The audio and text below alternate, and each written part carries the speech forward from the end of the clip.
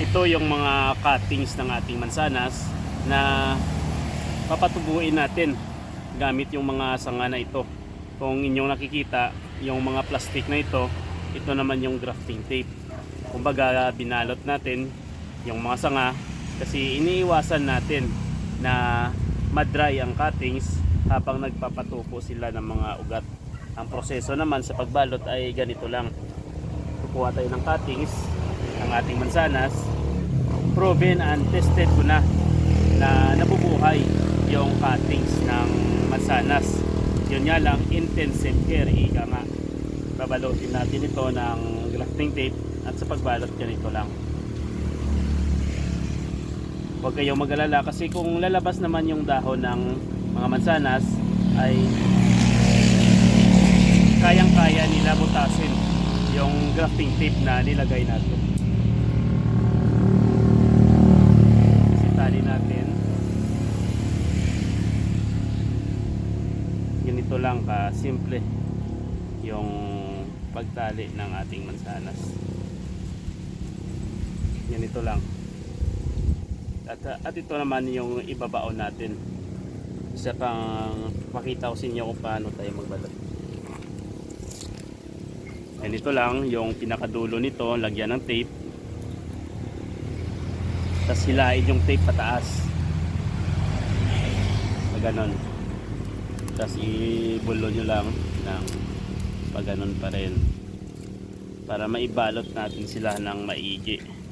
At hindi malabas yung moisture habang nagpapatubo ng ugat yung cuttings natin. Hilain nyo to. Ito na magsisilping bulot sa atin. Yun.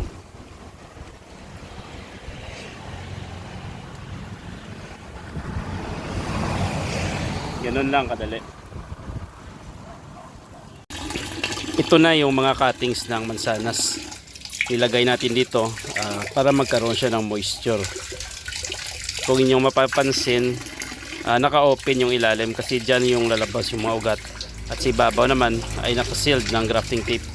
Tara na at ano natin, itusok natin to sa lupa.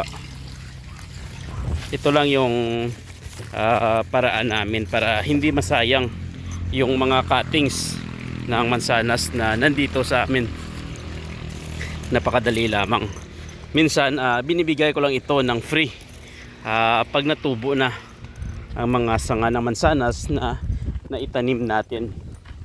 Kumbaga sa mga customer natin na palaging napunta dito, di naman kaya ay manghingi ng cuttings ng mansanas, ay binibigay ko ito free. At dito natin itutusok. Ito lang.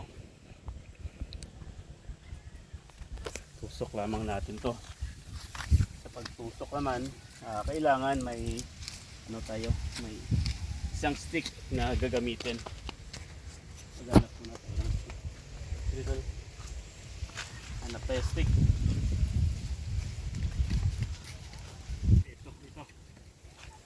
Ito yung stick na gagamitin natin para hindi natin madiretso na patusok na nun kasi masisira yung balat ng apple. Lagyan natin ng nakaabang na butas para madali na lamang sa pagtusok. Pagtusok naman ganyan lang. Yun.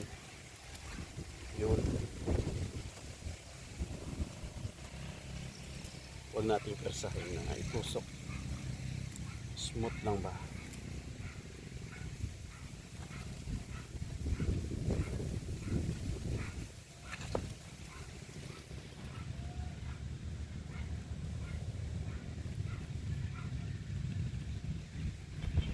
Yun. At tutubigan natin.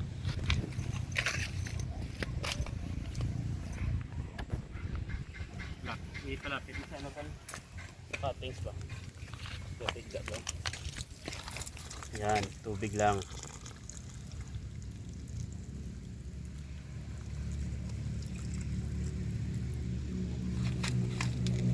Pero yung sigurado talaga na mabubuhay yung cuttings natin ay sa paraan ng marketing. Yun, at na mabubuhay talaga yun. Pero ito mabubuhay din naman, nasa